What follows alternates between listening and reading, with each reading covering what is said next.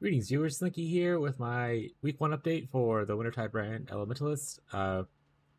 This is kind of just progression on the armor block route and what I've done so far. I have completed my Atlas. I did all 4 Watchstones. I did a T17. I still have like 2 or 3 Maven invites to do, and then I'll pretty much wrap up that whole thing.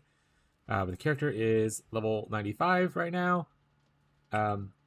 This is kind of the tree. Not much has really changed from the other update. I mostly just pushed to get max block, which we also yesterday we bought a jewel that allows us to take these block nodes to get our attack block, and then I anointed this instead of damage, just so we can get off of glancing blows. Because glancing blows, while makes it easy to cap your block, it makes it a lot harder to like survive because you're still taking a bunch of hits. But it is a good thing to do early on if you have a good recovery on block. So like when we're using Surrender Shield. But other than that, this is what the tree looks like. We moved off some nodes over here to pick up some extra energy shield here, so we're over 5k for first time. And then we picked up, like I said, like just more block nodes, and we also got our medium cluster jewel, which allows us to be able to essentially regenerate life. So if you look at these notables, they actually don't say what they do, but I can click on them, right? This one right here gives you regenerate energy shield per second, as well as maximum energy shield and damage over time. And this one gives you damage on multiplier and energy shield on kill, which are all like super strong things to help you with just being able to stay or survive, alive through like things like bleeds and ignites until you solve those problems. So pretty easy thing to pick up. We also are the Breach Lord bloodline. We dropped our Bastion of Elements to pick up this. We're using a Toll Graft and an Oil Graft, so we have 15% less cold, 15% less fizz, and then also we're using 2 offensive grafts, so the nearby enemies take increased damage. It's actually pretty good. Speaking of the grafts, this is one of the ones we're using. We're using Battering Oil Graft. Increased damage, cooldown rate, so it's just like hitting people a lot more often, every 10 seconds, which is pretty sweet. More graft blood, always great. And this is our Freezing Toll Graft. We're using this currently. Originally, we only had it to where it had covered enemies in frost, and the flat cold damage doesn't really help us out a lot. And the crit's like kind of okay for the graft, I guess. It's not the best, but the cover in frost is really nice. Covering frost reduces enemies' crit chance, and also makes them take increased cold damage, which we are loving cold damage. The important thing is just getting level 31s, as you can see on the right side. How much damage it does, and it triggers every 0.45 seconds. So this one actually is pretty much constantly on, as long as you're chilling, which at my current iteration is definitely chilling constantly. This one is every 10 seconds. We're still using our Foulborn Tollborn Wand. This is a 1C unique item, get plus 4 levels. That's the only stat that really matters. Nothing else on here, rolls differently, so only look for the cold damage. The only thing that we actually care about other than that is the cold exposure, but that's just a staple, like it doesn't have a range, so don't worry too much about anything other than just make sure you get 4 levels here, and you're pretty good. After we beat our T17, we switched over to Ashes of the Stars. We didn't get a perfect one because perfect one was, I think, 12D. This one was 6D for not perfect. Obviously, getting the 1 extra point would push us over our threshold for like Wintertide, but we gotta spend our money wisely. Moved off of Surrender as well and into our Aegis Aurora, which has plus 2 more chance to block. And then our armor is actually getting a little bit higher now, so we're able to actually, with our flask ups and uses of that, pretty much compensate for the loss of the flat recovery on the Surrender. But Surrender is a great budget option if you can't match the armor, and if you don't need the extra 2% block. Other than that, all the gear is relatively the same. This is still my same old Rhymes Gaze. This is the chest piece I've had for, I think, since the last update. I'm pretty sure these items are relatively similar as well. And I did change this because I just need more stats, but it's nothing super good here. It's just like I said, I just spammed Essence Dex or Dex Essence on it, and I need a little bit of strength, and I wanted some energy shield on it so I can craft this kind of stuff. And this is similar stuff. We just needed more stats. These gloves are, I don't even have full implicits on these yet. They're attack speed based, but this is the gloves we've had for a while. And these are the boots that are still level 70, like not even tier 1 boots, like version of the boots. So I haven't updated this in a while either. There's a flask. I only have this in case I run into a no regen map and I want to actually be able to regenerate. Other than that, getting charges while hit is really great. Regenerate life per second is transformed into ES per second. Movement speed is nice. Extra res is okay, and then this helps me with bleeding issues. If as long as my flask is on, it's fine. I said I'll probably change this flask to something else later. I'll probably update a lot of these later as well. But talking about that stuff, this is my automation. I have open spot because I don't have anything I really want to put there. Automation brand recall. We're still on Vol Cold Snap with Control Destruction, Bone Chill, and Efficacy. We most likely need to change this over to Unbound Ailments, which I will probably work on at, this week or this weekend. We're using Frostblink, Arcane Support level 2, and Frostblink Lunar Blast. This is our movement setup to be able to trigger Arcane Surge to have high uptime on our Arcane Surge buff. Because currently we are still using Arcane Surge in our 6th link. We'll just talk about that now, actually. So Wintertide brand, it is at 27 levels. It's a 21 level gem. It has +6 for 1 here and 4 here. And the 1 for the Cold Mastery. Oops, made me take that off. But yeah, it was pretty easy to get a 2120. I think I bought it for like 6C like forever ago. I think this is also the last update. Inspirations 2020 for Arcane Surge. The important part, okay, talk about the Arcane Surge thing is, I've mentioned it 1,000 times before, but if you look at the level 20 Arcane Surge, the top line says you have to spend 400 mana. If you look at our cost right now, it's only 25. So to spend 400 mana, we have to cast just a shit ton of times, like 16 times, I think. Right? 4 times 4, yeah, 16 times. Which is way too many times to cast. Obviously, you can raise the cost of your Wintertide brand by not going the minus cost thing, by not going inspiration support, that kind of stuff. But then you have to also compensate for the fact that you need extra mana to be able to cast like a bunch. So just keep all that in mind. If you don't want to run an Arcane Surge like I'm doing separately here, if you want to only run it in your main link, just make sure that you aren't overcasting your brands too much to be able to proc the buff. All right. And I bought an Awakened Jewel yesterday. This was also purchased after I did my T17. After I did my T17 yesterday, I pretty much just like, let's treat myself to a little bit, and I bought like fancier items because I've been kind of sitting on the money for a while, not knowing what I wanted to upgrade. But I got my Awakened Control Destruction yesterday. I was level just 2020 quality before, efficacy 2020, and then hypothermia. We will be moving into a more damage-oriented setup potentially if we continue carrying this build, which I'm uncertain. We'll talk more about the progression a little bit further. Golem is still using Safeguarding for defense. Stone, Lightning, and Chaos. You can obviously replace this with Flame if you want like the AoE and extra damage, but really, like if you look at like the buff effect right now, like 41% of melee damage is taken from my Golem for me, so it's a pretty good, decent defensive layer. I think that is pretty much all. Oh, and then just Frostbite, level 26, which gives me minus 42 cold res, super good. It's also benefits from the Toll Wand and obviously plus levels elsewhere. Malevolence, which I corrupted to level 21. Determination, which I am working on getting it to level 21. I have a bunch of them in my offhand leveling to corrupt it. And then Discipline, I was able to successfully corrupt this 21 as well. So that's all pretty much what is on the character.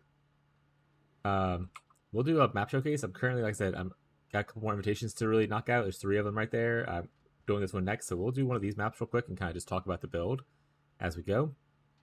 So let's go ahead and do that. But progression feels really smooth.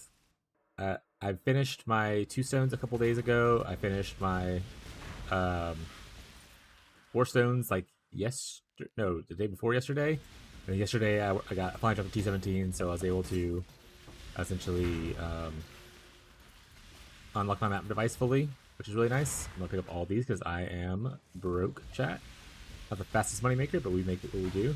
But you can see like I'm pretty much just like clear relatively easy. I'm super tanky, so like I have with my flasks up, we have like 26k armor, which is nice, but we have max block of 75, 70, 78. Ace Aurora is pretty much healing us every time we block for a shit ton. We get a little bit more back. We can reduce physical damage and stuff from our Toll Graft, or from our Old Graft and our Bloodline. So we're feeling pretty thick. If I want to, I'll probably stand inside of a pack. So let me wait for the brands to expire. I'm not gonna cast anymore. And then the next pack that we end up running into, I'll just kind of stand. Okay, so I'm just gonna let's go find one that didn't mostly die from the thing. So you can see I stand here for a little bit. I'm just like instantly regenerating. Obviously, this is not a very tough pack or anything. These are just extra damage and applying exposure to me. So it's not the worst pack to kind of test it on, but you can kind of see very tanky. My flasks are mostly automated. They pretty much gain charges on hit and use charges when full. And then obviously you can add quality to make those even better. You can hit Ball Cold Snap and just run around for a little bit if you want to, which is what I'm doing right now.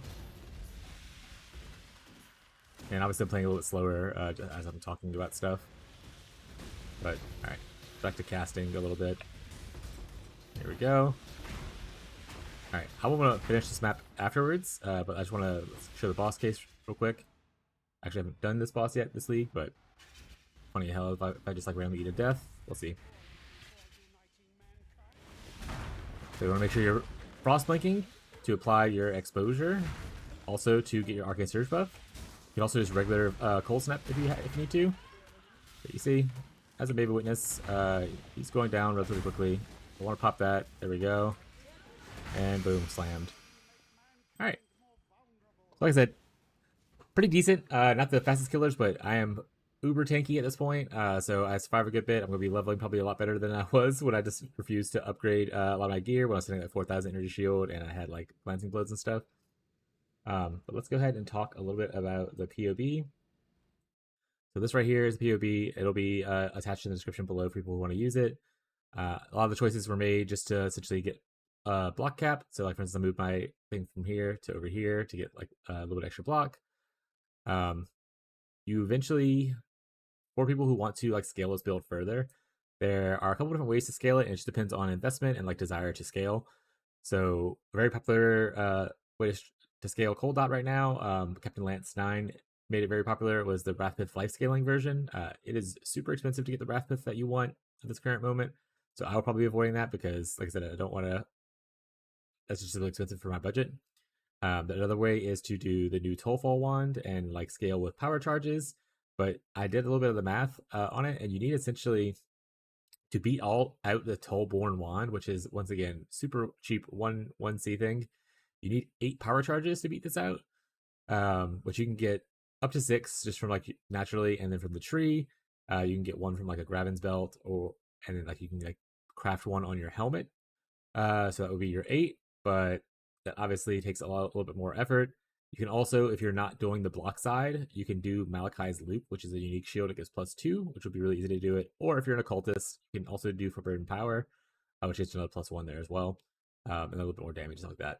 That being said, if you go pure occultist, you lose out on a lot of the quality of life of the golems, which you have to do a lot of problem solving there. You lose a big part of the exposure, which is 5% better than the Void Beacon.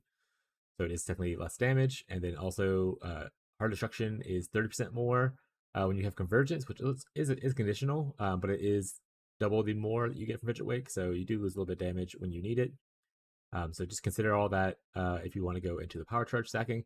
I do think, and I'll probably, if I continue to scale this character, this is probably what I'll do. I do think the golem stacking with low life is probably your best way to scale the damage. And that you can spend a lot of money on. You can obviously go into 3 different large clusters to get Primordial Bond, and then you can off of that put in Megalomaniacs that will also give you Primordial Bond. So there's a lot of ways to do that. You would have to take obviously the tree and change it a little bit. You probably wouldn't go over here at all anymore. You just snatch this because you don't want to be CI as low life. Obviously, it's not a possibility. So you change a couple things here. You probably would take off like a bunch of these smaller nodes that are kind of in here just to go into the clusters, but that would be the best way to probably scale this damage into the late game. But right now, with the current iteration of the character, even before I bought like the ashes, like I probably spent maybe 2D on the character, and I can farm T16s pretty easily. I'm delving at like 200 right now, going sideways. I'm killing like Aeolds and stuff like that for funsies. So like you can do T16 farms pretty well. You can even clear, like I did my T17. I died once to the Fortress boss because I was like, can I tank this? And then I couldn't. That's before I got my defensive upgrades. That's when I was still on glancing blows. So for 2D, you can pretty much do the majority of the content. As far as like non-heavy juice stuff, I don't know what kind of juice strategies are going to appear. Like obviously we can't do Fiber Scarabs, and like Abyssal Hordes and stuff is gone, but you can do T16 farming pretty well. I haven't dropped many T16.5s, but the ones I have dropped and the reason I have running with no issue. So for 2D, you can pretty much run this character on, like I said, the CI version is what I did most of the content on. I only switched to this version literally yesterday after I killed the T17. So like I did the T17 and I did like Maven, Elder, but all my Watchstones, all my Atlas stuff on just a CI version that was actually the one that I posted like a few days ago. So pretty easy, pretty cheap to get going. And there's potential to scale it further if you really like the playstyle and you want to keep going. As far what I am doing next for this character, I don't know yet. I'm gonna be honest, chat. I love Wintertide, and it is a great skill and a very fun time. But I have ADHD, and essentially, I don't know what I want to do yet. Next for my second build, there's more Foulborn Uniques going to be launching in a patch coming up, so there could be something really cool happening in there. I also am considering just switching this character, transitioning it into maybe a Penance Brand Dissipation build, and giving people an alternate option if they like enjoy Wintertide to get their 4-stone, want to farm a little currency, and switch more into like a boss killer kind of a vibe with another kind of build.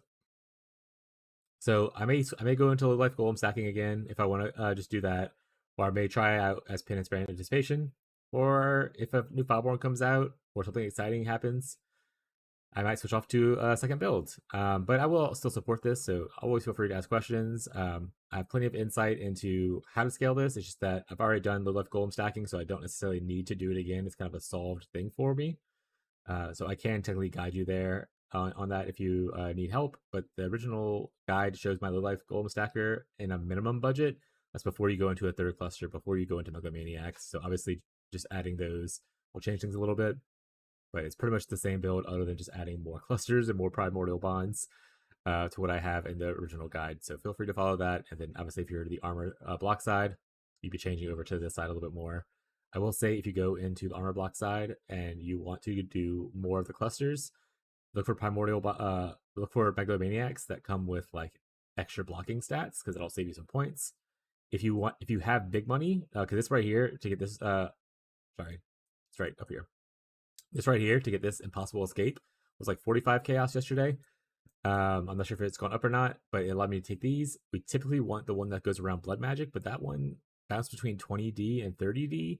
Because we'd want to take this for less points for pretty much the same value. But you could also take this for getting endurance charges and more armor while stationary, that kind of stuff. But this is the better late game option, and you can anoint something differently. Like if you want to go more damage, you can go more damage. Like you can go back to Ashes, Frost and Storm, that kind of stuff.